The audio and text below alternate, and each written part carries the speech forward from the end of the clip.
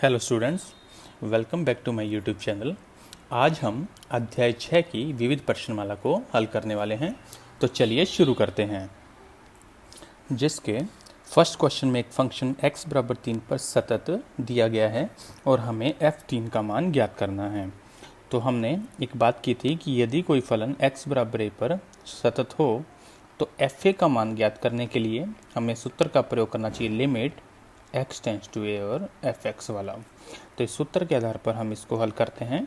तो यहाँ पर f3 का मान बनेगा लिमिट x टेंस टू 3 और fx है x² माइनस 9 बटे x माइनस 3। इसके जैसे प्रश्न आपने कक्षा 11 में हल किए हैं। तो इसका उत्तर बनेगा लिमिट x टेंस टू 3, इसके ऊपर वाले के गुणनखंड करते हैं a² माइनस b² से, तो आएगा x प्लस 3 और x माइनस 3 और बटे में है x माइनस 3, जिसमें x माइनस 3 से x माइनस 3 कैंसिल।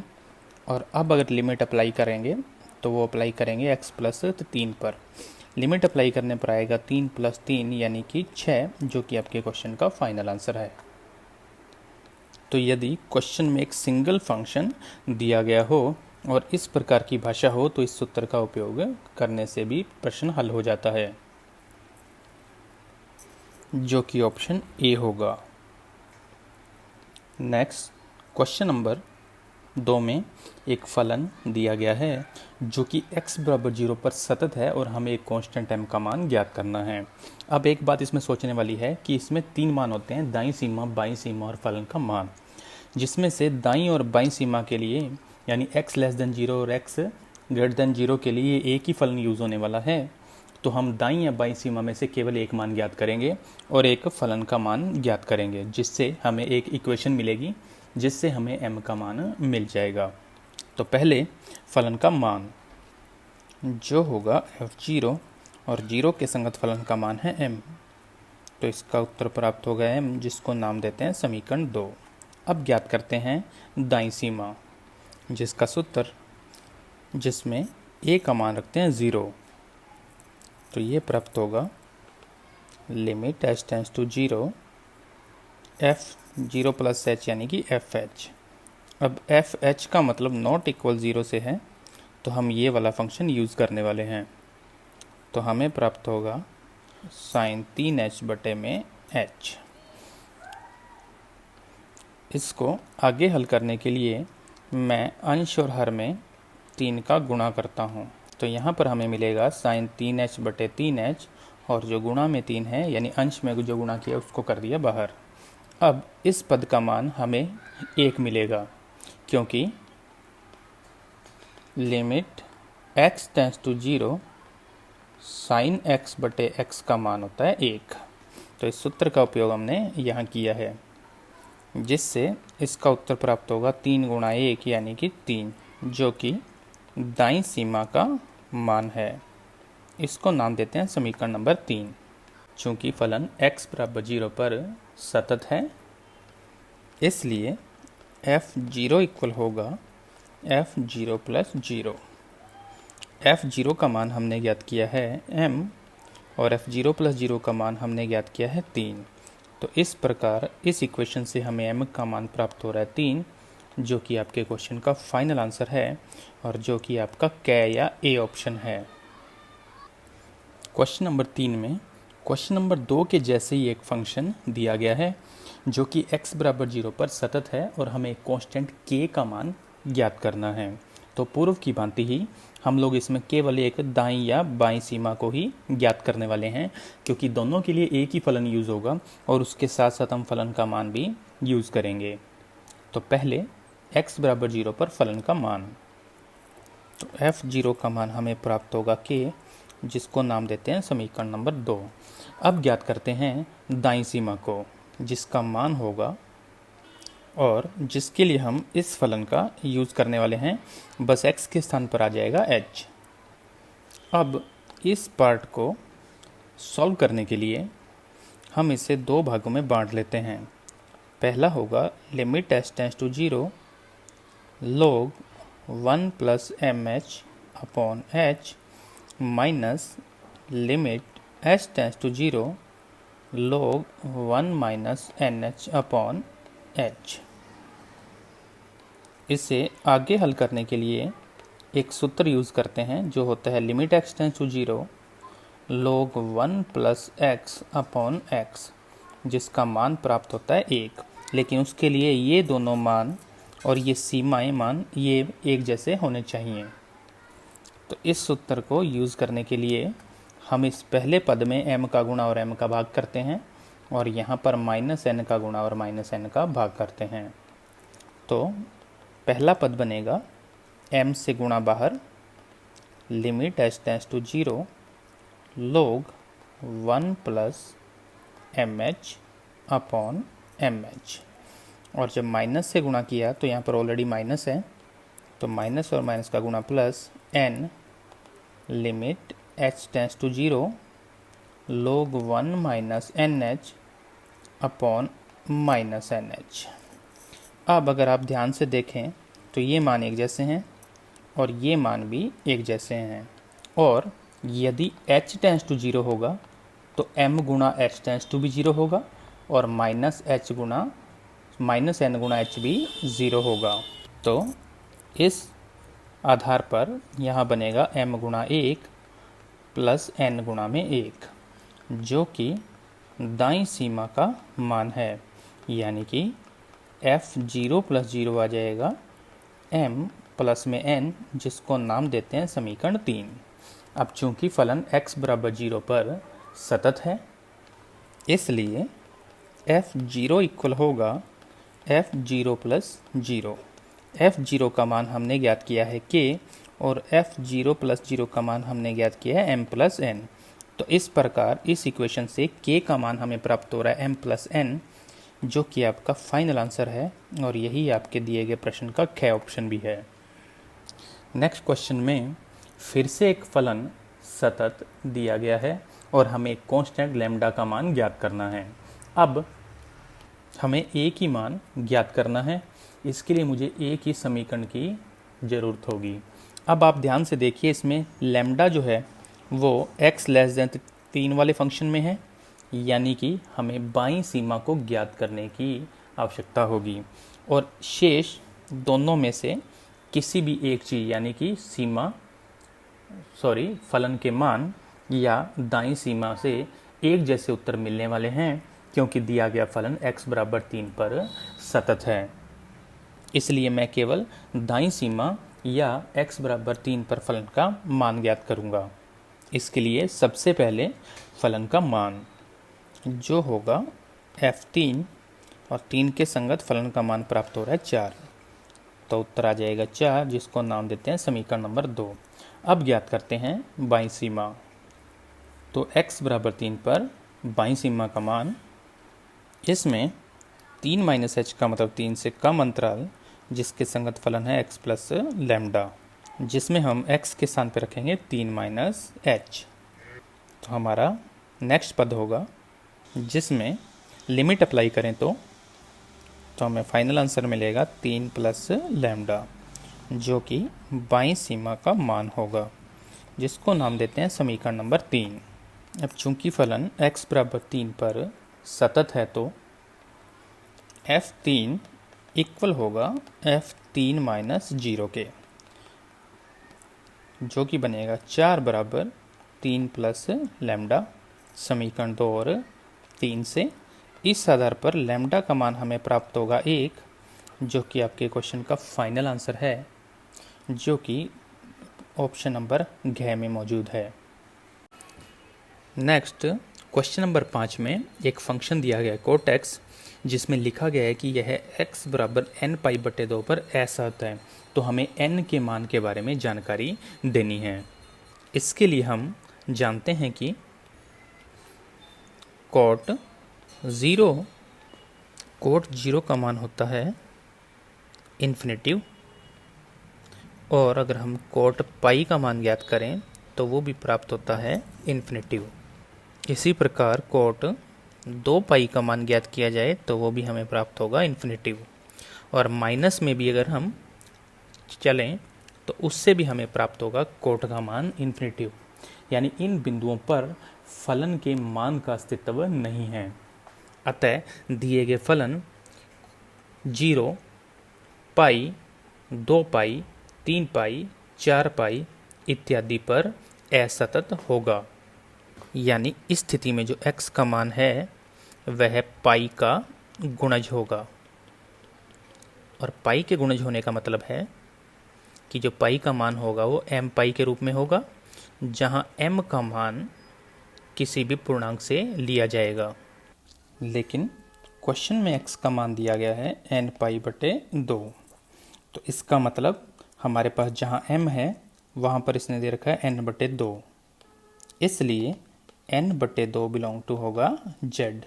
यानी ये कोई भी पूर्णांक हो सकता है जिसमें 0 भी शामिल है, इसलिए केवल घ इसका उत्तर, यानी केवल n बराबर 0 इसका उत्तर नहीं हो सकता। इसका सही उत्तर होगा ग, जो कि आपका फाइनल आंसर है, जो कि आपका ग ऑप्शन है।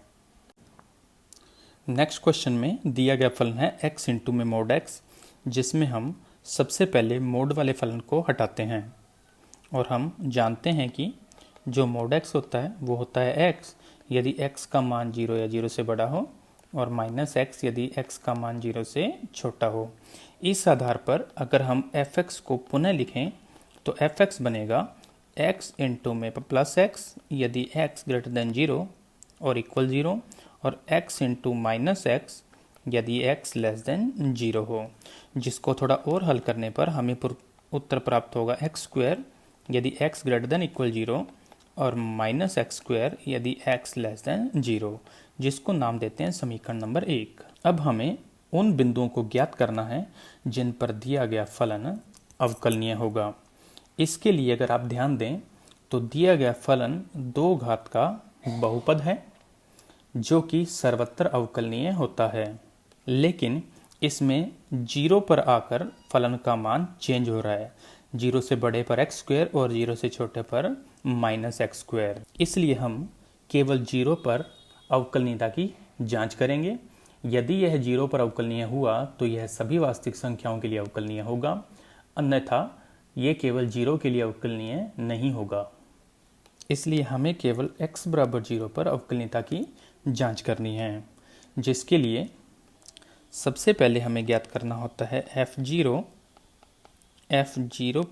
माइनस h और f0 प्लस h।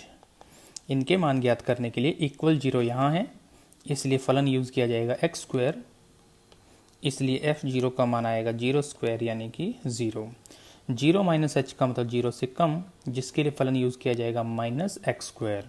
इसलिए 0 माइनस h के लिए हम लिखेंगे माइनस h का स्क्वायर, जो कि ओवरऑल वैल्यू देगा minus H square. 0 plus h का मतलब 0 से बड़ा, जिसके संगत फलन होगा एक्स स्क्वायर, तो हमारा फंक्शन बनेगा एच स्क्वायर, जिसको नाम देते हैं समीकरण नंबर 2। नेक्स्ट x बराबर 0 पर बायां अवकलज, जिसमें यहाँ मान रख देंगे समीकरण नंबर 2 से, जिसको यदि हम आगे हल करें तो हमें प्राप्त होगा लिमिट h टेंड्स टू 0 केवल h, जिसमें अप्लाई करने पर लिमिट हमें प्राप्त होगा 0। ये बाएं अवकलज का मान होगा, जिसको नाम देते हैं समीकरण नंबर 3। अब ज्ञात करते हैं x बराबर 0 पर दायां अवकलज, जिसमें समीकरण 2 से मान रखने पर, जिसे आगे हल करने पर हमें प्राप्त होगा लिमिट h टेंड्स टू 0 और h, जिसमें अप्लाई करें लिमिट तो उत्तर प्राप्त होगा 0, जो कि दाएं अवकलज का मान होगा, जिसको नाम देते हैं समीकरण 4। समीकरण 3 और 4 से मान एक जैसे मिल रहे हैं और वास्तविक संख्या मिल रहे हैं, इसलिए ये फलन x बराबर 0 पर भी अवकलनीय होगा। अब बात करते हैं कि ये वाला फलन केवल x बराबर 0 पर डाउटफुल था और बाकी सभी जगहों पर यह अवकलनीय पहले से था, क्योंकि ये एक बहुपद फलन है। इसका मतलब दिया गया फलन प्रत्येक वास्तविक संख्या के लिए अवकलनीय होगा, या यूं कहें कि सर्वत्र अवकलनीय होगा। और वास्तविक संख्याओं के समुच्चय का मतलब होता है माइनस इन्फिनिटी टू इन्फिनिटी खुला अंतराल पर भी ये फलन अवकलनीय होगा, जो कि आपके क्वेश्चन का फाइनल आंसर है और ये ख ऑप्शन में मौजूद है। नेक्स्ट क्वेश्चन नंबर 7 में हमें 4 ऑप्शन दिए गए हैं, जिसमें से हमें ये बताना है कि इनमें से कौन सा फलन x बराबर 0 पर अवकलनीय नहीं है। अब इसके ए ऑप्शन में यानी कै में x इंटू मोड एक्स फलन दिया गया है, जिसको अभी अभी हमने क्वेश्चन नंबर 6 में हल किया है, जो कि x बराबर 0 पर अवकलनीय होगा। बी ऑप्शन में दिया गया है tan x, जो कि एक त्रिकोणमितीय फलन है जो कि अपने प्रांत में अवकलनीय होते हैं, अतः ये भी x बराबर 0 पर अवकलनीय होगा।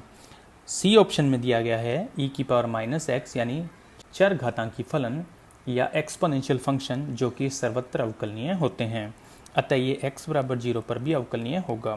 अब लास्ट में बचता है घ x प्लस मोड x, इसकी हम जांच कर लेते हैं।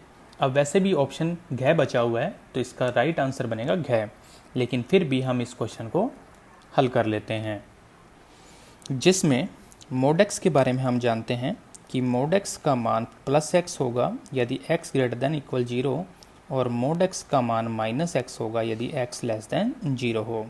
जिसको और अधिक हल करें तो x प्लस x बनेगा 2x यदि x ग्रेटर देन इक्वल 0 और 0 यदि x लेस देन 0 हो। तो इसको नाम देते हैं समीकरण नंबर 1। अब हम इसकी x बराबर 0 पर अवकलनीयता की जांच करेंगे, जिसके लिए हमें सबसे पहले ज़रूरत होगी f0, फिर f0 माइनस h और f0 प्लस h की। इनके मान ज्ञात करने के लिए f0 का मतलब 2 गुणा x वाला फलन यानी 2 गुणा 0, उत्तर प्राप्त होगा 0। 0 से छोटे पर फलन का मान प्राप्त होगा 0, तो इसका उत्तर प्राप्त होगा 0। और 0 प्लस h का मतलब 0 से बड़ा, जिसके लिए फलन यूज़ करेंगे 2x, बस x के स्थान पर रखेंगे 0 प्लस h यानी कि h, तो हमें प्राप्त होगा 2h, जिसको नाम देते हैं समीकरण नंबर 2। अब ज्ञात करते हैं बायां अवकलज, जिसमें इस साइड में मान रख देंगे समीकरण 2 से, जिसमें अंश में हमें मिलेगा 0, तो उसमें माइनस h का भाग लगाने पर हमें प्राप्त होगा 0, तो इसका उत्तर बनेगा लिमिट h टेंड्स टू 0 और 0। अब 0 कांस्टेंट है जिस पर लिमिट का कोई फर्क नहीं पड़ेगा, जो कि आपके बाएं अवकलज का मान होगा, जिसको नाम देते हैं समीकरण नंबर 3। इसी प्रकार x बराबर 0 पर दायां अवकलज, जिसमें मान रख देते हैं समीकरण नंबर 2 से, जिसको आगे हल करें तो 2h में h का भाग देने पर हमें प्राप्त होगा 2, जो कि एक कांस्टेंट है जिस पर लिमिट का कोई फर्क नहीं होगा। यह है दाएं अवकलज का मान होगा, जिसको नाम देते हैं समीकरण नंबर 4। अब समीकरण 3 और 4 से स्पष्ट है कि दिया गया फलन x बराबर 0 पर अवकलनीय नहीं है, इसलिए 7वें क्वेश्चन का ऑप्शन नंबर घ आपका फाइनल आंसर होगा। क्वेश्चन नंबर 8 में दिए गए फलन के लिए हमें x बराबर 2 पर बाएं अवकलज का मान ज्ञात करना है, जिसके लिए मैं सबसे पहले f2 का मान ज्ञात करता हूँ। इक्वल 2 यहाँ है, जिसके संगत फलन होगा 1 प्लस x, तो हम x के स्थान पर रखेंगे 2, तो हमें मिलेगा 1 प्लस 2 यानी। इसके बाद हम ज्ञात करते हैं बायां अवकलज ज्ञात करना है, तो हम ज्ञात करेंगे f2 माइनस h का मान। 2 माइनस h का मतलब 2 से कम, जिसके लिए फलन होगा 1 प्लस x, तो हम x के स्थान पर रख देंगे 2 माइनस h। इस आधार पर इसका मान भी प्राप्त होगा 3 माइनस h, जिसको नाम देते हैं ओवरऑल समीकरण नंबर 2। अब ज्ञात करते हैं x बराबर 2 पर बायां अवकलज, जिसमें यहाँ मान रखते हैं समीकरण नंबर 2 से। नेक्स्ट क्वेश्चन में हमें महत्तम पूर्णांक x फलन दिया गया है और हमें पूछा जा रहा है कि ये कहाँ अवकलनीय नहीं है। अब हम जानते हैं कि महत्तम पूर्णांक x फलन प्रत्येक पूर्णांक पर असतत होता है, और यदि कोई फलन असतत हो तो वह निश्चित तौर पर अवकलनीय नहीं होता। इसलिए महत्तम पूर्णांक x फलन प्रत्येक पूर्णांक पर अवकलनीय नहीं होगा, जो कि आपका फाइनल आंसर है और जो कि के ऑप्शन में मौजूद है। नेक्स्ट क्वेश्चन में दिया गया फलन x बराबर 0 पर अवकलनीय है, तो आप x बराबर 0 पर दायां अवकलज ज्ञात करेंगे। इसके लिए सबसे पहले f0 का मान ज्ञात करते हैं और फिर f0 प्लस h का मान ज्ञात करेंगे। 0 के संगत फलन का मान है 0, इसलिए f0 का मान तो 0, और 0 प्लस h का मतलब नॉट इक्वल 0, यानी ये वाला फलन यूज़ करेंगे, लेकिन x के स्थान पर रखेंगे h, इसलिए साइन 0 प्लस h का मान होगा साइन s स्क्वायर बटे में h। जिसको नाम देते हैं समीकरण नंबर 2। अब ज्ञात करते हैं x बराबर 0 पर दायां अवकलज, जिसमें यहाँ मान रख देते हैं समीकरण 2 से, तो हमें प्राप्त होगा, जिसमें इस 0 का कोई औचित्य नहीं है, तो अगला पद हमें प्राप्त होगा limit h tends to 0 sine h square upon h square. अब कक्षा 11 का सूत्र limit x tends to 0 sine x बटे x का मान होता है 1, उसको यहाँ यूज़ करेंगे, क्योंकि जब h टेंड्स टू 0 होगा तो h स्क्वायर टेंड्स टू भी 0 होगा। इस आधार पर इसका मान प्राप्त होगा 1, जो कि दाएं अवकलज का मान है, जो कि इस क्वेश्चन के ख ऑप्शन में उपस्थित है। नेक्स्ट क्वेश्चन नंबर 11 1 नंबर के लायक क्वेश्चन है, जिसमें हमें mod of sine x plus mod of cos x plus mod of x एक फलन दिया गया है और हमें इसके वास्तविक संख्याओं के लिए सतत या असतत होने की जांच करनी है। अब यदि एफ एक्स पर ध्यान दें तो एफ एक्स प्रत्येक स्थिति में दो फलनों का संयुक्त फलन है, जिसमें पहले में है मॉड एक्स और साइन एक्स का संयुक्त फलन, दूसरे पार्ट में कोस एक्स और मॉड एक्स का संयुक्त फलन, और तीसरा है सिर्फ मॉड एक्स यानी एक फलन। अब हम जानते हैं कि साइन एक्स और कोस एक्स दोनों सर्वत्र सतत फलन होते हैं और मापांक फलन भी सर्वत्र सतत होते हैं। अतः दो सतत फलनों का संयुक्त फलन भी एक सतत फलन होता है। पुनः अगर ये तीनों फलन सतत हैं तो इनका योग भी एक सतत फलन होगा। इस आधार पर दिया गया फलन एफ एक्स सर्वत्र सतत होगा। लेकिन इसको लिखने के लिए हम कुछ यूं भाषा का प्रयोग करेंगे, चूंकि दो सतत फलनों का संयुक्त फलन भी सतत होता है, इसलिए मॉड ऑफ साइन एक्स और मॉड ऑफ कोस एक्स भी सतत फलन होंगे। पुनः दो या दो से अधिक सतत फलनों का योग भी सतत होगा, इसलिए mod of sine x plus mod of cos x plus mod x भी सतत फलन या सर्वत्र सतत फलन या x बिलोंग टू r पर सतत होगा, जो कि आपके क्वेश्चन का फाइनल आंसर है। नेक्स्ट क्वेश्चन नंबर 12 में हमें फिर से फलन दिया गया है, जो कि x बराबर 0 पर सतत है और हमें एक कांस्टेंट m का मान ज्ञात करना है। तो पहले हम ये देख लेते हैं कि हमें कौन कौन से दो सीमाओं की आवश्यकता पड़ेगी, क्योंकि हमें एक ही मान ज्ञात करना है, इसलिए हमें एक ही इक्वेशन से पूरा क्वेश्चन सॉल्व करना है। देखिए, सबसे पहले लेस देन 0 जिससे बाईं सीमा मिलेगी, उसके अंदर m मौजूद है, तो हमें बाईं सीमा का मान ज्ञात करना होगा। शेष बचा x बराबर 0 पर फलन का मान और x ग्रेटर देन 0 पर दाईं सीमा। इनके लिए चूंकि फलन सतत है, अतः इन दोनों के मान एक जैसे आने वाले हैं, तो हम इस क्वेश्चन में बाईं सीमा और फलन के मान को ज्ञात करेंगे और उनको इक्वल रखकर m का मान ज्ञात करेंगे। इसके लिए सबसे पहले x बराबर 0 पर फलन का मान, जो कि हमें प्राप्त होगा 1/2, जिसको समीकरण 2 लिख देते हैं। अब ज्ञात करते हैं बाईं सीमा, जिसमें 0 माइनस h का मतलब 0 से कम, तो इस फलन का यूज़ किया जाएगा, लेकिन x के स्थान पर रखा जाएगा 0 माइनस h यानी माइनस h। इसके बाद हम इस पार्ट को थोड़ा और आगे हल करते हैं, जिसमें हम इसे दो भागों में बांट देते हैं। अब इस बात का विशेष ध्यान रखिएगा कि कहीं इस h और इस माइनस h को आपस में आप कैंसिल ना कर दें, क्योंकि ये वाला माइनस h कोण के साथ है। नेक्स्ट स्टेप में मैं इस कोण में से माइनस लेता हूँ कॉमन, क्योंकि साइन माइनस थीटा होता है माइनस साइन थीटा, तो minus sine m+1 into H upon minus H. और सेम यही काम इस दूसरे पद में भी करते हैं, तो हमें मिलेगा limit h tends to 0 minus sine h upon minus h. Minus से माइनस कर देते हैं कैंसिल।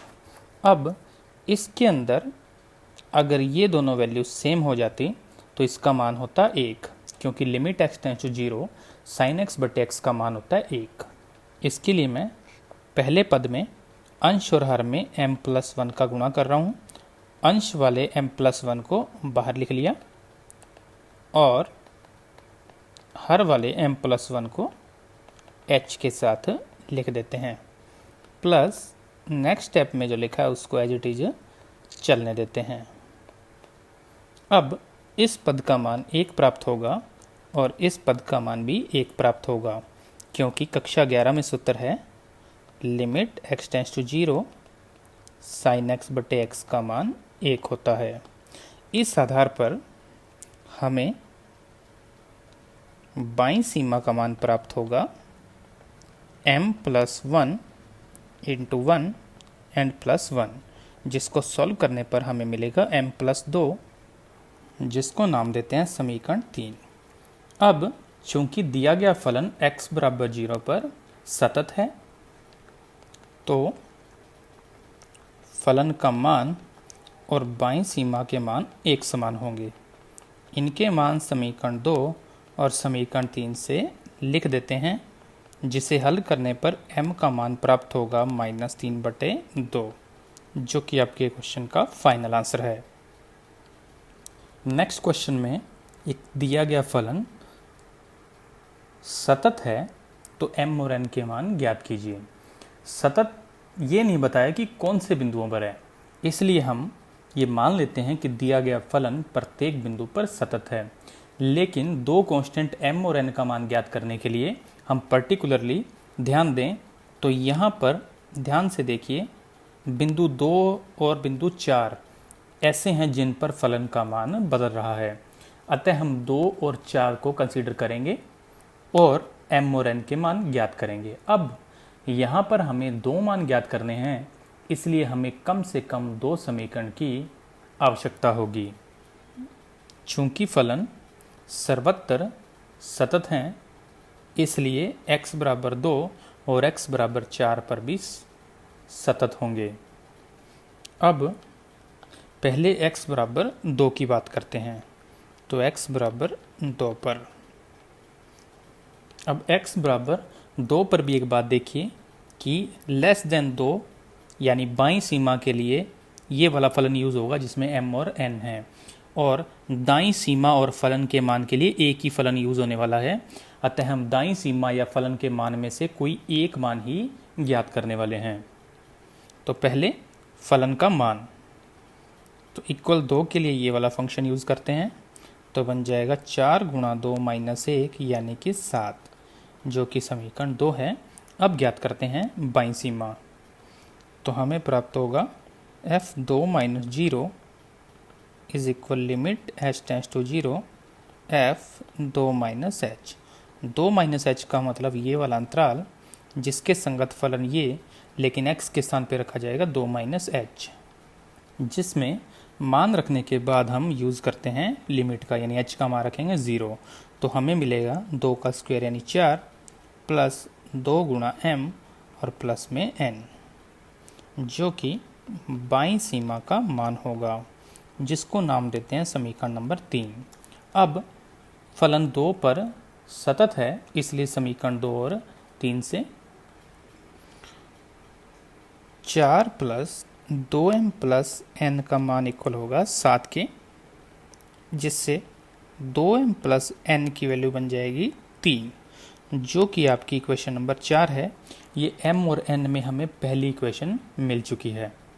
इसी प्रकार x इक्वल 4 पर हम लोग ध्यान दें तो इस अंतराल में ये वाला फलन यूज़ हो रहा है, यानी इस अंतराल में बाईं सीमा और फलन का मान होगा जो कि हमें एक जैसे मिलेंगे। अतः हम सिर्फ फलन का मान ज्ञात करेंगे और इस अंतराल में दाईं सीमा का मान ज्ञात होगा जिसमें m और n का यूज़ हो रहा है। इसलिए हम x बराबर 4 पर केवल फलन का मान और दाईं सीमा को ज्ञात करने वाले हैं। सबसे पहले फलन का मान यानी f4, जो कि होगा 4 गुणा 4 माइनस 1 यानी कि 16 में से 1 गया तो 15, जिसको नाम देते हैं समीकरण नंबर 5। अब ज्ञात करते हैं 4 पर दाईं सीमा, जिसमें 4 प्लस एच का मतलब होगा 4 से बड़ा यानी ये अंतराल, और फलन यूज़ करेंगे ये वाला जिसमें x के स्थान पर रखा जाएगा 4 प्लस एच, जिसमें लिमिट यूज़ करने पर यानी h का मान 0 रखने पर हमें दाईं सीमा का मान मिलेगा 16m प्लस में 17n, जिसको लगाते हैं समीकरण नंबर 6। अब समीकरण 5 और 6 के मान इक्वल होंगे क्योंकि फलन x बराबर 4 पर भी सतत है, इसलिए समीकरण 5 और 6 से 16m प्लस 17n बराबर होगा 15, जिसको नाम देते हैं समीकरण नंबर 7। अब हम समीकरण नंबर 4 और समीकरण नंबर 7 को हल करेंगे युगपत समीकरण के जैसे, जिनको किसी भी विधि से हल करने पर हमें m का मान प्राप्त होगा 2 और n का मान प्राप्त होगा -1, जो कि आपके क्वेश्चन का फाइनल आंसर होगा। नेक्स्ट क्वेश्चन नंबर 14 में हमारे पास जो फलन है उसमें दिया गया है tan x बटे में sin x, और हम जानते हैं कि tan का मतलब होता है sin बटे cos, और इसके बटे में है sin x, यानी भाग में लगा दिया sin x, जिसको हम हल करें तो ये हमें प्राप्त होगा sin x बटे cos x into 1/sin x, जिसमें sin x से sin x कैंसिल के बाद 1/cos बनेगा जो कि बन जाता है sec x।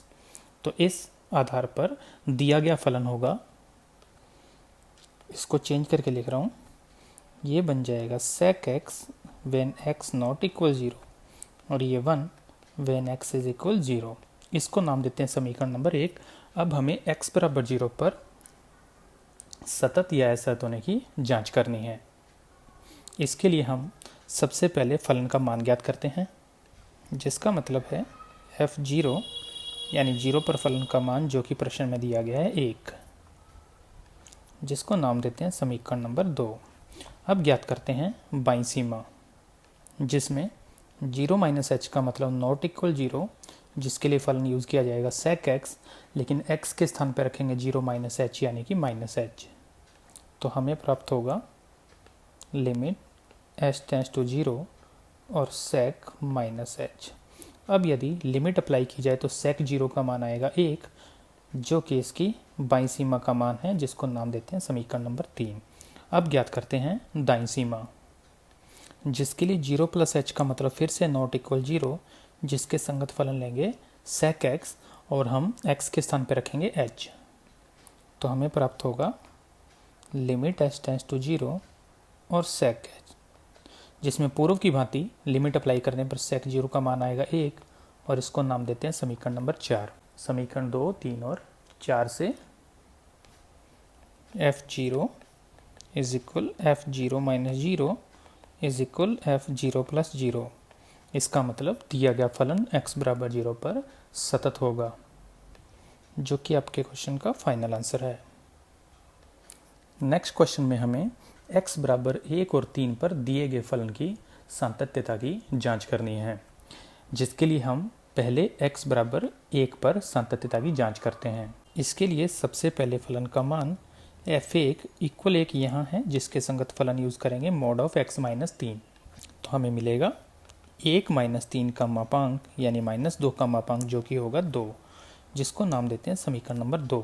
अब x बराबर 1 पर बाईं सीमा, जिसमें 1 माइनस h का मतलब 1 से कम, जिसके संगत ये वाला फलन यूज़ किया जाएगा, लेकिन x के स्थान पर रखा जाएगा 1 माइनस h, तो हमें मिलेगा लिमिट h टेंड्स टू 0 और इसमें h का मान रख दें 0, तो हमें मिलेगा 1/4 माइनस 3/2 प्लस 13/4, जिसको एलसीएम लेके हल करें तो 4 1 माइनस 6 प्लस 13, उत्तर आएगा 8/4 यानी कि 2, जो कि बाईं सीमा का मान होगा, जिसको नाम दे देते हैं समीकरण नंबर 3।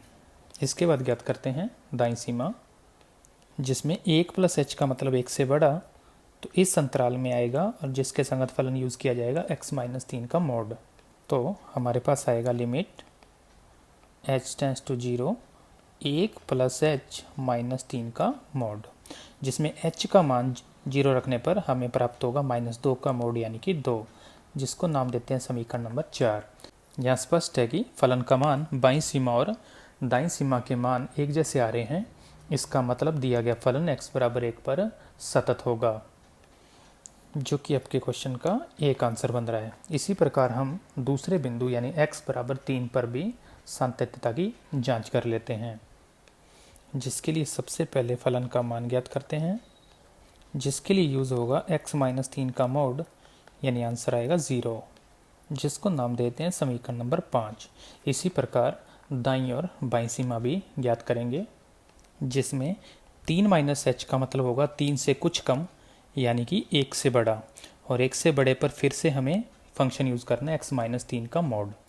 तो हमें मिलेगा x के स्थान पर 3 माइनस एच माइनस 3 का मॉड, जिसमें 3 से 3 कैंसिल होने के बाद लिमिट अप्लाई करें तो आंसर आएगा 0, जो कि बाईं सीमा का मान है, जिसको नाम देते हैं समीकरण नंबर 6। इसी हिसाब से ज्ञात करते हैं दाईं सीमा, जिसमें 3 प्लस एच के लिए फिर से x माइनस 3 का मोड वाला फंक्शन यूज़ होगा, क्योंकि ये मान 3 से बड़ा है तो 1 से ही बड़ा होगा। तो हमें मिलेगा 3 प्लस एच माइनस 3 का मोड, जिसमें फिर से 3 से 3 कैंसिल होने के बाद लिमिट अप्लाई करने पर हमें मिलेगा 0, जिसको नाम देते हैं समीकरण नंबर 7। अब समीकरण 5, 6 और 7 से तीनों मान एक समान हैं, अतः दिया गया फलन x बराबर 3 पर भी सतत होगा, जो कि आपके क्वेश्चन का दूसरा और फाइनल आंसर है। नेक्स्ट क्वेश्चन नंबर 16 में एक फलन x बराबर 0 पर सतत हो तो a, b और c के मान हमें ज्ञात करने हैं, जिसका ये वाला पार्ट क्वेश्चन नंबर 12 के जैसे ही हल करना है। तो हम पहले x बराबर 0 पर फलन का मान बाईं सीमा और दाईं सीमा को ज्ञात करते हैं, जो हमें प्राप्त होगा c, क्योंकि x बराबर 0 पर फलन का मान है c। इसके बाद बाईं सीमा, जिसमें 0 माइनस एच का मतलब होगा 0 से कम, तो फलन यूज़ किया जाएगा ये वाला, जिसमें नेक्स्ट स्टेप होगा limit H tends to 0 sine minus H upon minus H, जिसमें अगला पद बनेगा limit H tends to 0 sine minus theta, यानी माइनस साइन थीटा तो minus sine A plus 1 into H upon minus H, और दूसरे part में भी साइन माइनस थीटा यानी कि माइनस साइन थीटा तो minus sine h upon minus h. Minus से माइनस कर देते हैं कैंसिल, और पहले पद में a प्लस 1 से गुणा और a प्लस 1 से भाग कर देते हैं। गुणा वाला a प्लस 1 बाहर रखते हैं और भाग वाले a प्लस 1 को h के साथ नीचे गुणा कर देते हैं। दूसरे पद में कोई चेंजिंग नहीं है। अब पूर्व की भांति ही हम जानते हैं सूत्र से इसका मान 1 प्राप्त होगा और इसका मान भी 1 प्राप्त होगा। तो हमें मिलेगा a प्लस 1 इंटू 1 प्लस 1, और इसके पीछे सूत्र है limit x tends to 0 sine x बटे x, जिसका मान कक्षा 11 के सूत्र से हमें प्राप्त होता है 1। इस आधार पर इसे हल करें तो हमें मिलेगा a प्लस में 2, जो कि 0 पर बाईं सीमा का मान है। इसको नाम देते हैं समीकरण नंबर 3। इसके बाद दाईं सीमा, जिसमें 0 प्लस एच का मतलब होगा 0 से बड़ा, तो जिसके संगत फलन यूज़ किया जाएगा ये वाला, लेकिन x के स्थान पर रखा जाएगा 0 प्लस एच यानी सिर्फ h। तो हमें अगला पद मिलेगा लिमिट h टेंड्स टू 0, जिसमें हम इस पद में से h कॉमन लेंगे तो हमें मिलेगा लिमिट h टेंड्स टू 0। अब बाहर आएगा तो बन जाएगा रूट h, और शेष अंदर बचेगा 1 प्लस बी एच का root minus root h upon B H और रूट h, जिसके अंश में से कॉमन आ सकता है रूट h। तो नेक्स्ट स्टेप होगा root h 1 plus B H का root minus 1 upon B H और रूट h, जिसमें रूट h से रूट h हो जाएगा कैंसिल। नेक्स्ट स्टेप में लिमिट h टेंड्स टू 0, जिसमें हम a निर्धार्यता को ख़त्म करने के लिए अंश और हर में 1 plus B h plus 1 plus B H का रूट प्लस 1 से गुणा करते हैं, जिससे अंश में a plus b into a minus b के सूत्र से हमें मिलेगा 1 प्लस बी एच के रूट का स्क्वायर माइनस एक स्क्वायर, और बटे में b h into 1 plus B H का रूट और प्लस 1। अंश वाले पद को यदि हल किया जाए तो हमें प्राप्त होगा limit H tends to 0 1 plus B h minus 1 upon B h into 1 plus B H का रूट और प्लस 1, जिसमें एक से एक कैंसिल हो जाएगा तो शेष पद बचेंगे लिमिट एच टेंड्स टू 0, जिसमें बी एच से बी एच फिर कैंसिल हो जाएगा तो ऊपर बचेगा सिर्फ एक। अब इसमें अप्लाई करते हैं लिमिट, तो ऊपर एक, नीचे 1 प्लस बी एच वाला पार्ट 0 प्लस एक, जिसका ओवरऑल उत्तर बनेगा 1/2, जो कि दाईं सीमा का मान होगा, जिसको नाम देते हैं समीकरण नंबर 4। अब चूंकि फलन x बराबर 0 पर सतत है, इसलिए f0 is equal f0 minus 0 is equal f0 plus 0 होगा, यानी c a प्लस 2 और 1/2 होगा, जिसमें पहले और अंतिम को इक्वल करें तो c का मान प्राप्त होगा 1/2, और यदि अंतिम 2 को इक्वल करें तो a का मान प्राप्त होगा -3/2। इसका मतलब b का मान कुछ भी हो, a और c के मान पर कोई फर्क नहीं पड़ेगा, इसलिए अंत में b हम लिखेंगे कोई वास्तविक संख्या हो सकती है जिसका कोई भी वास्तविक मान हो सकता है। ये आपके क्वेश्चन का फाइनल आंसर है। तो आज की वीडियो में इतना ही। नए वीडियो के साथ जल्दी मुलाकात होगी। धन्यवाद।